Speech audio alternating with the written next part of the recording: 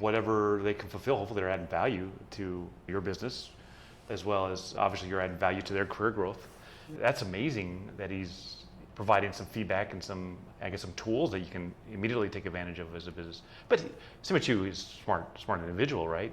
He had a psychology, is he psychiatry degree? He had a degree already, and he's switching gears. So it makes sense that he's really been thinking of some things, and it's great that you're implementing them.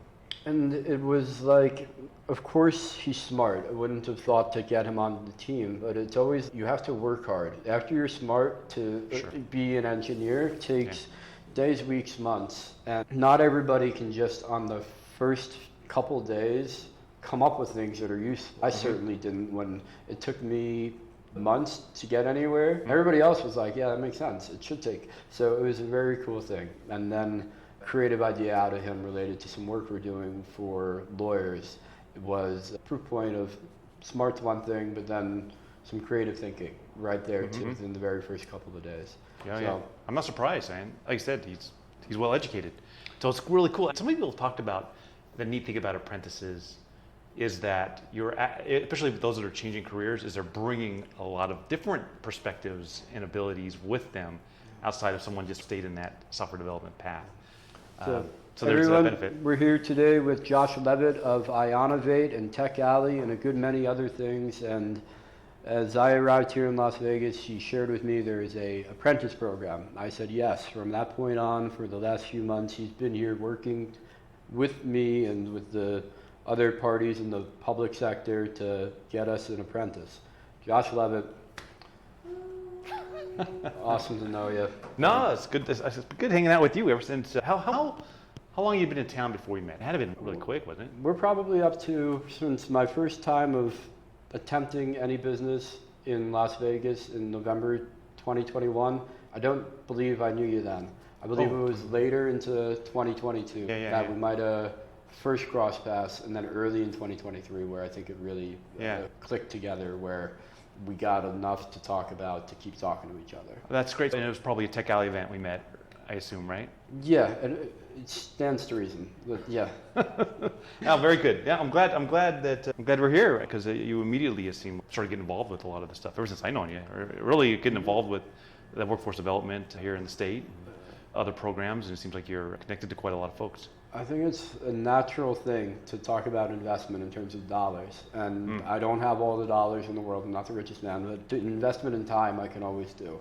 I've gotten a lot of success out of putting time into people that want to do something more. I've had in Syracuse, New York, my home, people as a part of their first job in tech, and I found it's really rewarding for me. I have a aptitude for it, having done it numerous times. So it's an easy thing when I hear from somebody and we have a mentorship or an apprenticeship to say yes, as it's more times than not a success. It's more times than not, in my experience, part of what you shared before, a person from another career has another level of perspective, a different outsider perspective than somebody for me who, while I'm not from Silicon Valley, and proudly, I am very much a tech person for my entire career. Always good to have an outsider perspective. Yeah, I'm digging it. Super cool. All right. We got into this because you've had the experience with the mentorship and the apprenticeship program. I wouldn't have heard about it if not for you. What was your role in the apprenticeship program? So there was a time I was running a software development boot camp here in Vegas. As far as I know at the time, it was the only one in Nevada, the post-secondary, right, for adults. And of course, our goal is to get people employed. And there was a effort by the state at one point where they were trying to get software development into the apprenticeship side of stuff. And I thought that was a pretty cool idea. And I pursued that with one of the companies down here. I was trying to put something together that did a couple things. One, it provided value for the employer, because you need employers to do it. Two, it provided a value for the apprentice. But I think the biggest barrier we had to go across was to get it passed through the state's Council on Entrepreneurship. And from my understanding, it was mainly like labor industry folks. And so there was always some sort of, I guess, a confusion when it comes to, hey, here's how we're going to try to do it with a non-traditional apprenticeship. They only know what they know, and they know what a standard apprenticeship looks like. And so people are coming in with these crazy cool ideas on the technology side, and they're going, wait a minute, I think that doesn't make any sense. It was difficult for the technology side to get into the apprenticeship program. Ooh. And I was like, all right, let's work with a bigger company, a union shop, and let's come up with an apprenticeship that provides values across all stakeholders, but at the same point is boilerplate enough to get past the council. And then COVID hit, and that plan went out of population. So I basically picked up that thing, threw it into a drawer, and started working on my own companies. And then I was approached by LVGEA, which is our economic development group, and Workforce Connections, which is our workforce board, about an apprenticeship. And they were showing me what they were coming up with, and I said, hey, I got this one that we came up with. And I pulled it out of the drawer and said, here it is, take a look at it. It's already practically done. I think we did a little bit of tweaking, but in the end, by state law, I think it's by apprenticeships in general, you have to have what they call a sponsor of an apprenticeship, which is somebody that oversees the standards, makes the connection, helps with recruitment, ensures that the apprenticeship is going well. Typically, I believe they're the unions that do this. Sure. Technology doesn't have a union. No. So they said, hey, would you mind doing it, Josh? And I said, sure. Now, you can tell me I'm a terrible entrepreneur because this is not a paid job, and this thing takes a ton of my time. Oh. And so we had to get it past council, which we did, which was the first. So this is the first, and so far the only software development apprenticeship in the state of Nevada. Sure. We had to then try to find candidates for it.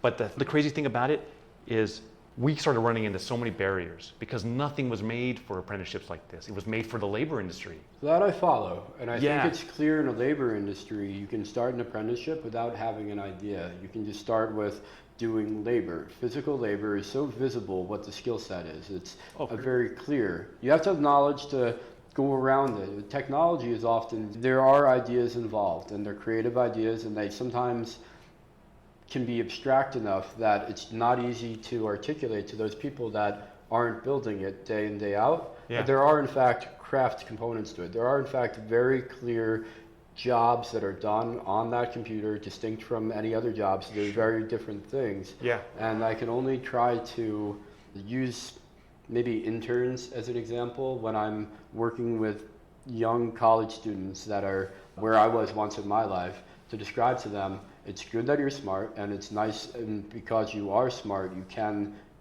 plausibly do this work, but you do have a lot to learn. Sure. And there are very specific things that could be learned, and nobody has ever thought, hey, we can't have tech internships. There's never really any barrier. People get that. Yeah. When you start to apply it to later in life, and you start to apply it to a different demographic, for some reason there's a breakdown. And now we call it an apprenticeship.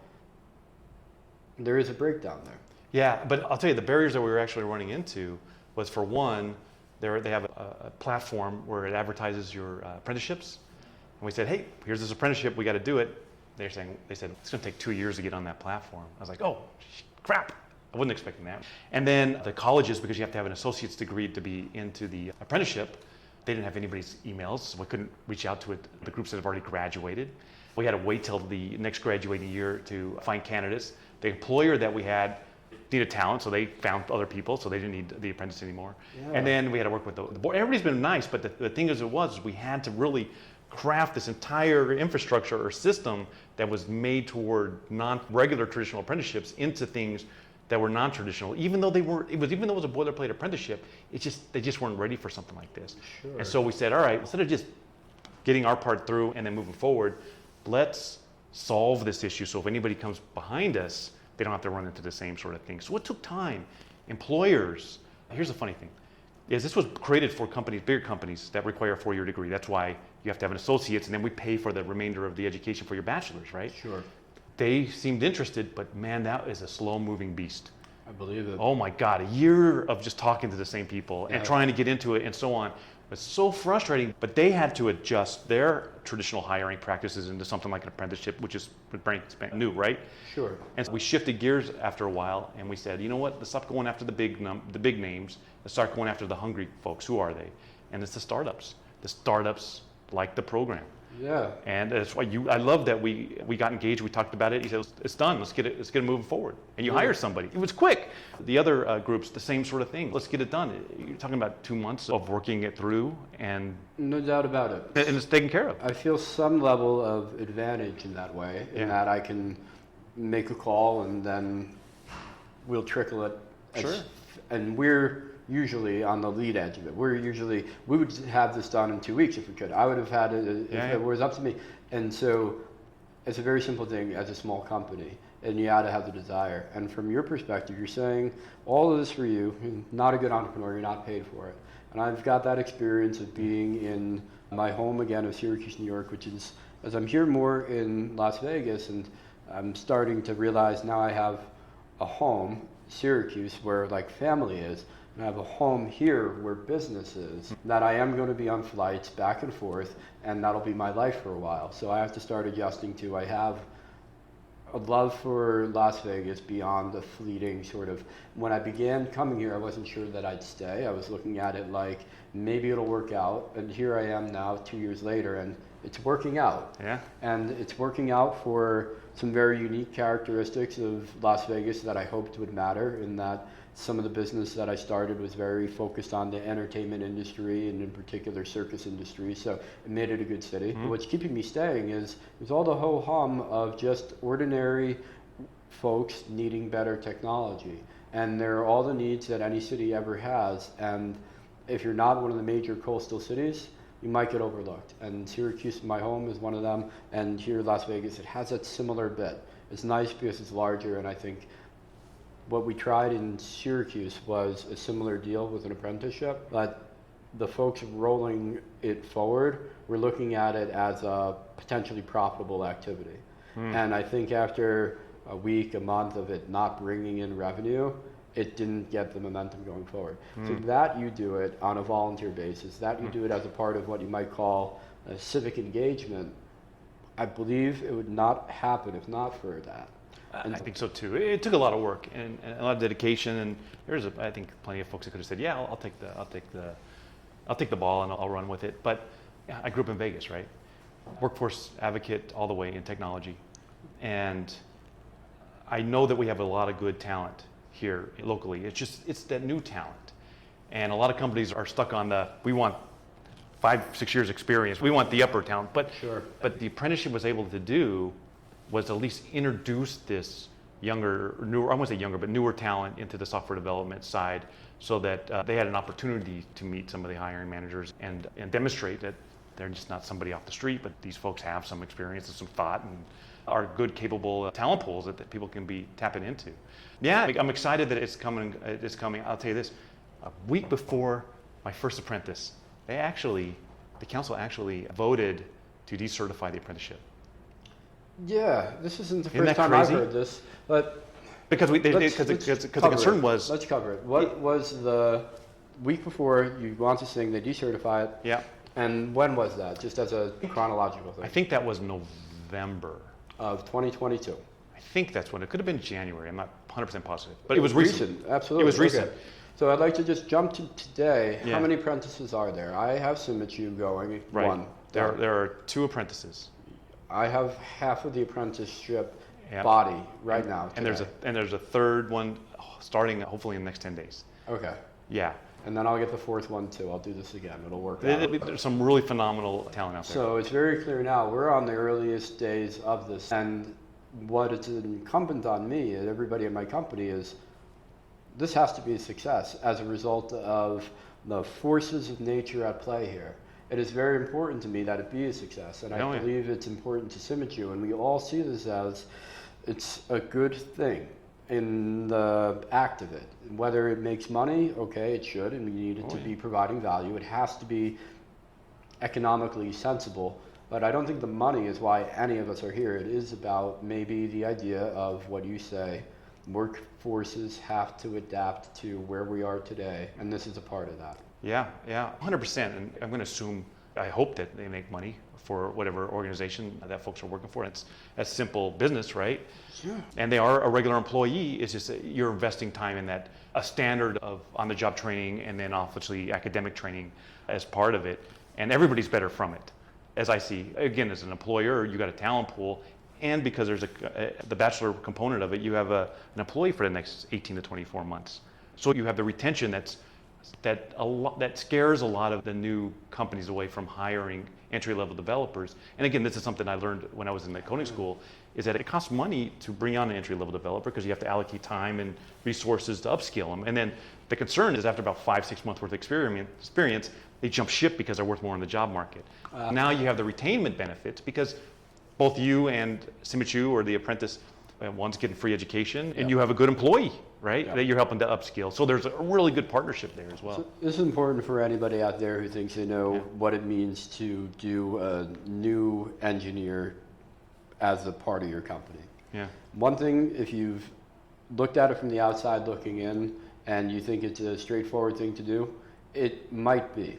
But if you think about it as an investment in a person that is very much meaningful to that person, then you can think about it like, never minding the guarantee of the 24 months, I've had plenty of new engineers being their first employer that without that guarantee, because of some contractual agreement, they were the most loyal employees I had, bar none. Bar none, far enough away. You make an investment into somebody, it's not a lifetime commitment, no. Sure. But on average, I would say that there are people that just in their hearts, souls, and minds know that they're getting something when they're getting the time and attention at the beginning of their career that is entirely beyond any regular treatment at a company. What I mean is they reciprocate.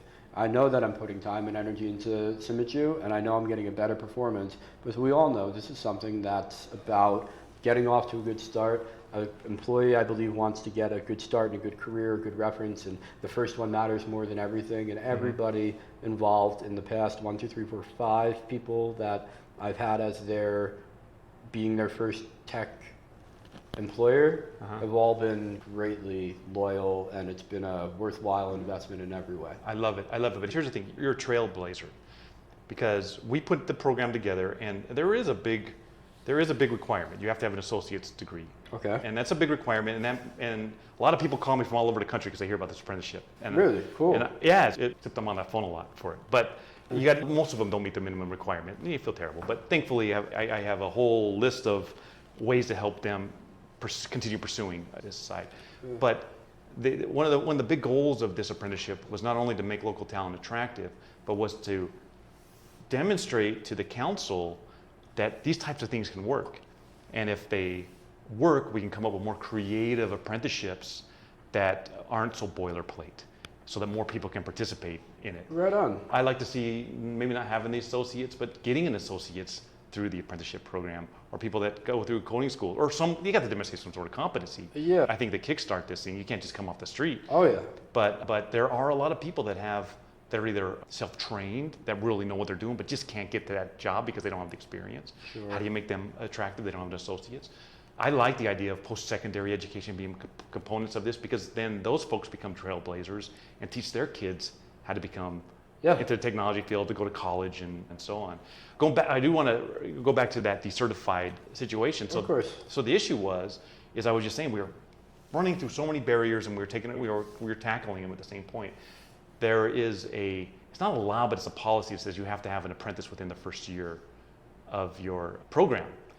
We're on probation for 2 years, but they like to see at least an apprentice on there.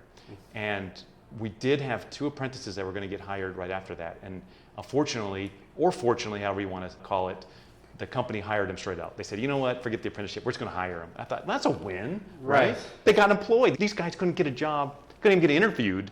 Now they're employed. That's a win, but doesn't go towards our apprenticeship numbers. And so the council looked at it and said, well, you don't have that apprentice in the first year, we're going to certify you. And they voted unanimously to decertify us. But thankfully, I had some understanding of the law, and they forgot one of those procedural steps, so they had to rescind that. And it gave me that much time, that next week or whatever, to get that other apprentice in there. That ticked me off more than anything, to think, first of all, I was completely surprised. But number 2, it ticked me off because I was saying, there's an apprentice starting like in a week, and you're going to decertify this program? They were very thankful. Thank you for your service on doing this. But afterwards, I think a good thing comes out of it. And I always say this, good luck or bad luck overshadows worse luck. Because afterwards, there was a good discussion. Hey, are other programs being held to this standard?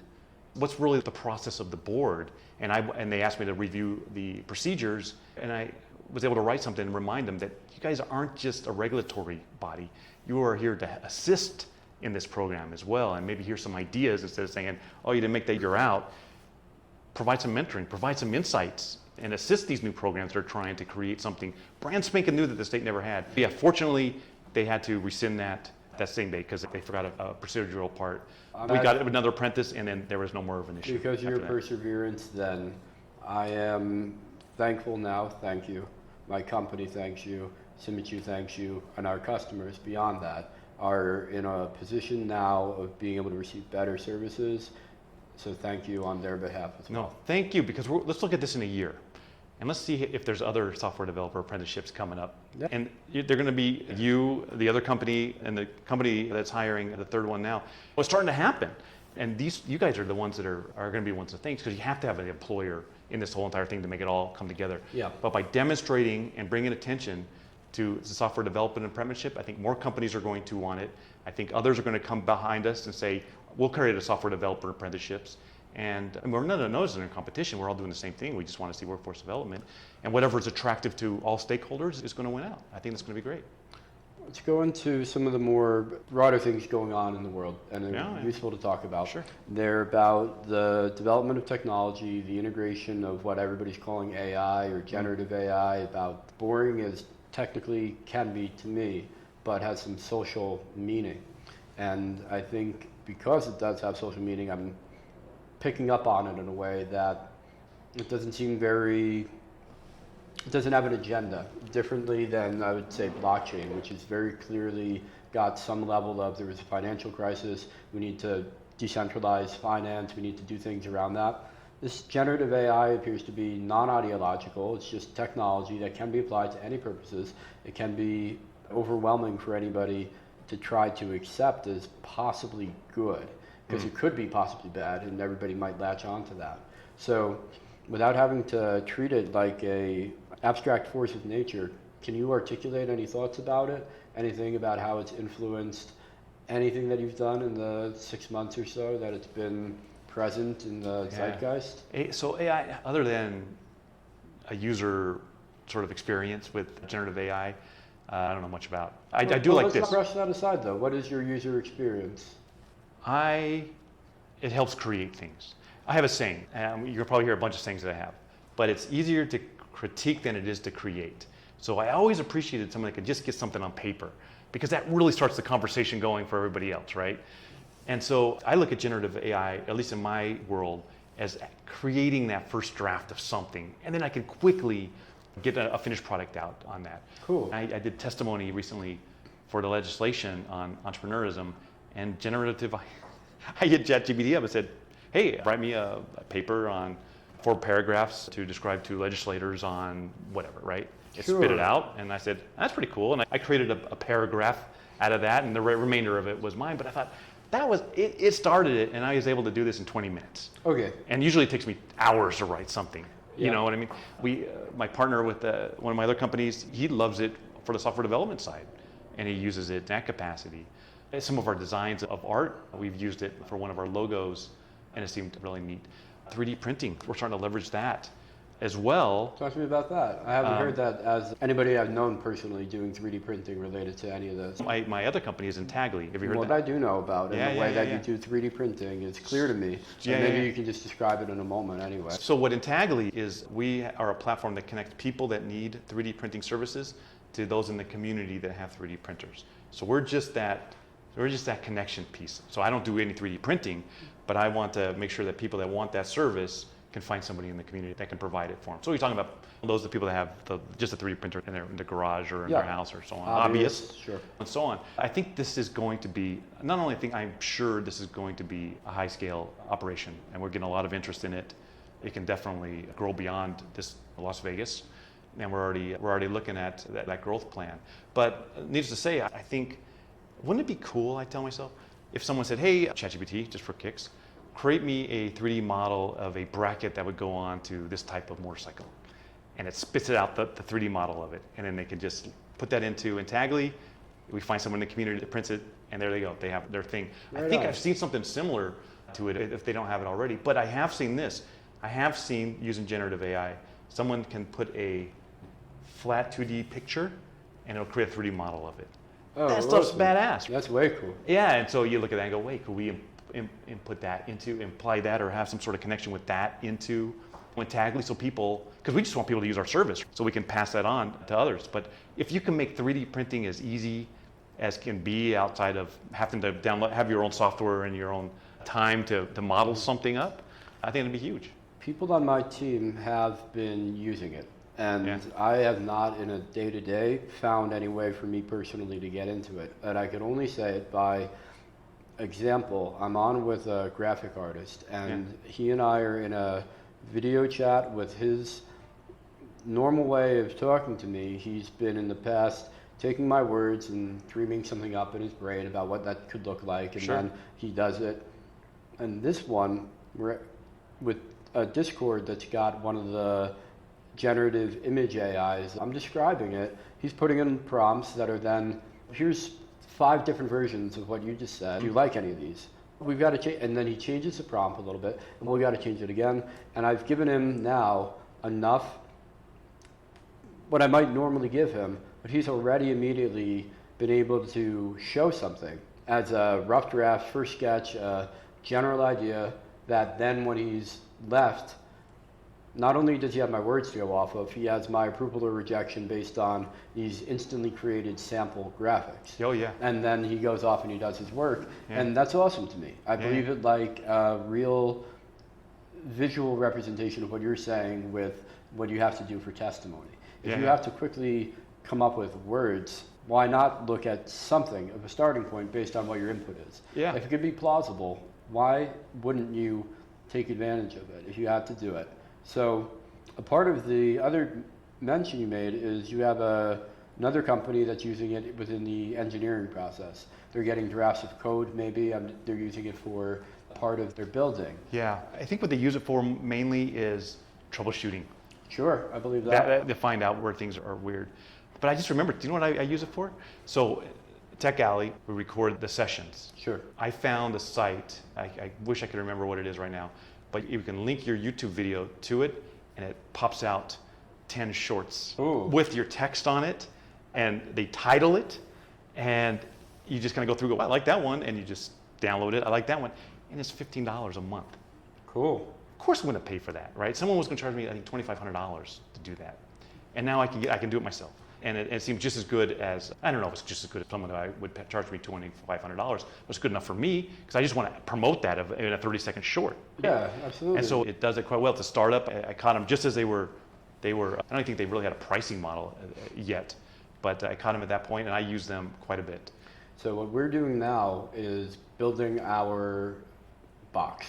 Yeah. I put in enough money to call it a professional box. Sure. Less than maybe anybody might guess as a outsider. You can build these things for the single-digit thousands, and you can get impressive results on them. You can get them really, if you wanted to, on your home laptop. When I've looked at the work being done on home laptops, it is a toy in a way. You might look at it as a hobbyist level of quality of what you can run on a home laptop. But you can run these large language models and these other bits that anybody might consider AI today on a budget, or you can do it on more reasonable budget than you might have expected.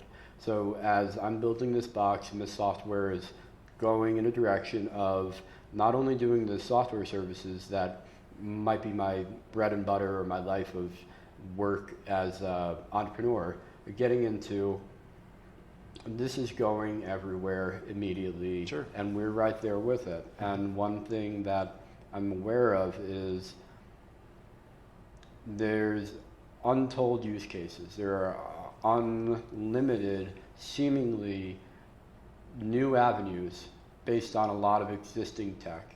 If somebody was already in any place in tech, if they're not already in research and development on AI-related products, using it as users themselves, it's a shock. It's an absolute shock. If anybody has said, no, I haven't touched ChatGPT, or no, I haven't done at least one run in stability, and it would be a shock. So it's here today. It's a very fast-moving space. I think it's got longevity to it, and it's got because it's not ideological, it's just basically a mathematical tool that is impressively good based on, if you feed it more data, it gets impressively better, then it has staying power.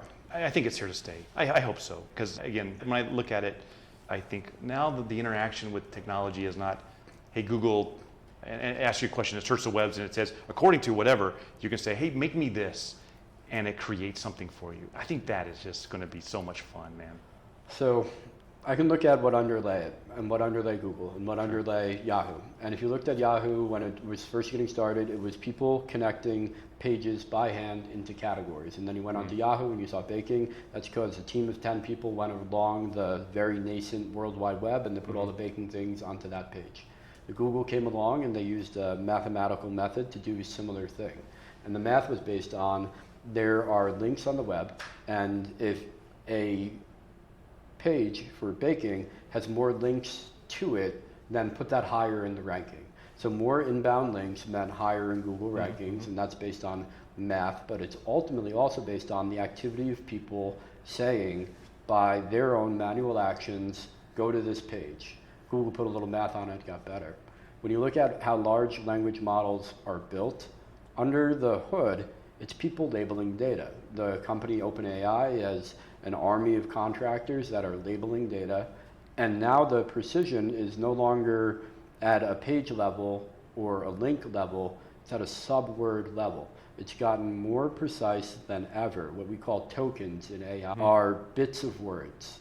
A 2019 paper by Google says the unreasonable effectiveness of character level transformation. And that means in 2019 they were using A, B, C, D, E, F. They were using that level of precision, and they got a little bit broader subword. And that's what is being looked at when all of these things are being put together. They're a highly precise thing. But at the end of the day, it's still people labeling data. And it's a remarkable thing when you think about it. It's only that as it grows in size and as a collective of a human population, we do more of this data labeling and we all contribute it together. These things do get better and better. Of course. And what you can say, create and build, and the more you can do as a whole society, you also have to realize within the specific of any organization, you can do things as well. Any organization that's got a 50-year history has 50 years of data. And if that can be more precisely labeled, then they can do more with it than ever before. So I don't think it's something that has to be so far out there as somewhere in Silicon Valley labs and the money that relates to all of what goes into labeling the whole world's data. But at a company by company level or at a municipality level, there is value to participating, and being a part of that for me is exciting, and that's what I'm looking forward to with the next 3, 6, 12 months of my time. That's awesome, man. Yeah, I'm excited for you.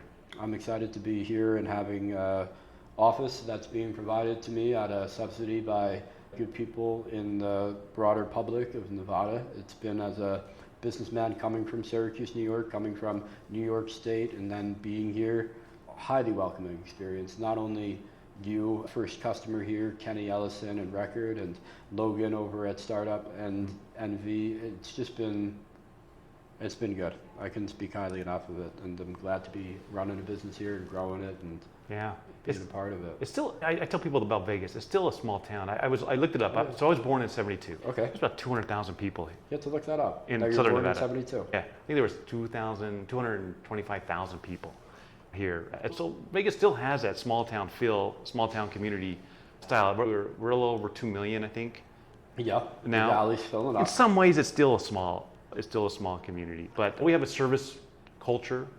It is what it is. Where Oh, hospitality is Yeah, huge here. And we still have we're all neighbors, and if you do something good, people will know. If you do something bad, people will really, Yeah. the word will really spread. But yeah, you're talking to all the right people. I'm glad you had a good welcoming. I really love this building here. Have you hit the Greek restaurant? I'm sure a few times. Twice in a day. Yeah. Yeah, I'll be regular there. I'll get to know everybody. They'll get to know me. Yeah. And I can't say enough about this building as well. It's newly appointed. We've got a good landlord who was able to get us in before we were maybe even officially in. They took a little chance just so we could get in and get started. And you're right there on the Art District, Innovation District line, so you got a lot of Where am I? I'm at really lot neighborhood. 801 South Main Street, and I'm here talking to a Las Vegas fella who's been here since 1972.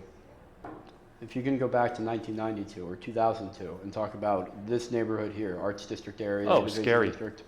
Oh, it was scary. You wouldn't come down here. Yeah, it was. No one was coming down. And I think that's why I contributed when you talk about the Arts District. You couldn't give those buildings away because it was pretty rough. Now the shame is that now that everybody's in this area and nice restaurants and so on, the artists are finding themselves being pushed out because of rent is skyrocketing. That coding school I talked about, we were just right down the street, and that was going up to, geez, I think I was paying $4 a square foot, and it was going up.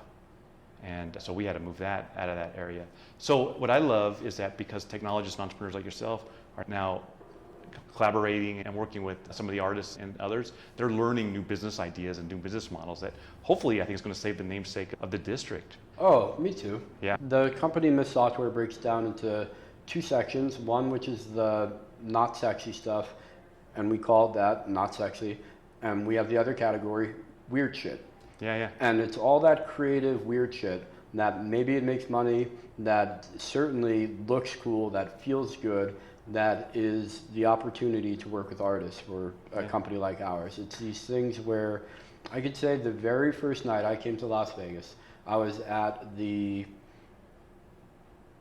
WeWork over in Town Square. Yeah. And at the back of the room was Brittany Klump.